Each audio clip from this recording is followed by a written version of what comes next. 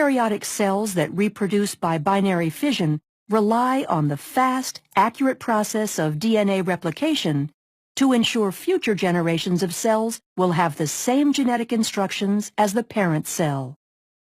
The structure of DNA aids in the speed and accuracy of replication. Double-stranded DNA is a polymer of two strands of nucleotides which are hydrogen bonded to each other to form a double helix.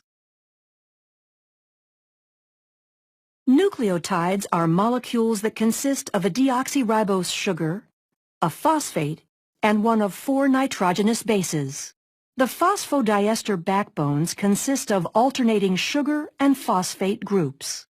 The nitrogenous bases include cytosine, thymine, adenine, and guanine. Cytosine forms 3 hydrogen bonds with guanine, and thymine forms 2 hydrogen bonds with adenine. This is referred to as complementary base pairing. The double helix will have one strand oriented in a 5' to 3' direction relative to the hydroxyl group of the deoxyribose sugar, and the other strand oriented in a 3' to 5' direction. This shows the anti-parallel nature of the DNA strands. The complementary base pairing in the structure of DNA allows replication to be executed in a semi-conservative manner. Each strand of the DNA molecule is used as a template in the creation of a new double strand. Replication begins with double-stranded DNA being separated, and each original strand, called a parent strand, is used as a template for the complementary base pairing of nucleotides to make 2 new molecules. DNA replication occurs in the 5' to 3' direction, adding new nucleotides to the 3' end of the newly forming strand. DNA replication will begin at a specific area of the molecule called the origin of replication. The origin of replication denotes the area of active replication called the replication fork. In order to understand how complex eukaryotic organisms replicate DNA, scientists first studied replication in prokaryotic models like E. coli.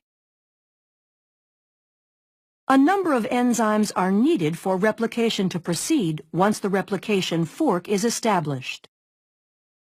Helicase separates the strands of the double helix, and single-stranded binding proteins stabilize the newly single-stranded regions. DNA gyrase is used to make sure the double-stranded areas outside of the replication fork do not supercoil. Once the replication fork is stable, DNA polymerase catalyzes the addition of new nucleotides to the growing daughter strand. Other proteins, such as beta clamps and the clamp loader, help hold the DNA polymerase in place on the DNA. Short sequences of RNA, called primers, have to be paired to the template strands by the enzyme Primase because DNA polymerase cannot begin to add nucleotides without a primer. Replication of both strands occurs at the same time, one using continuous synthesis and the other discontinuous. Continuous synthesis occurs on the 3' to 5' oriented parent strand, referred to as the leading strand. New nucleotides are added to the 3' end, moving continuously toward the expanding replication fork. Discontinuous synthesis occurs on the parent strand that is oriented 5' to 3', called the lagging strand, and is completed in segments called Okazaki fragments. Replication on this strand uses primase to add primers ahead of the 5' end of the lagging strand. DNA polymerase III then adds short sequences of nucleotides, the Okazaki fragments, to the primer, filling in the gap. As the helix is opened further, this process repeats until the entire strand is replicated.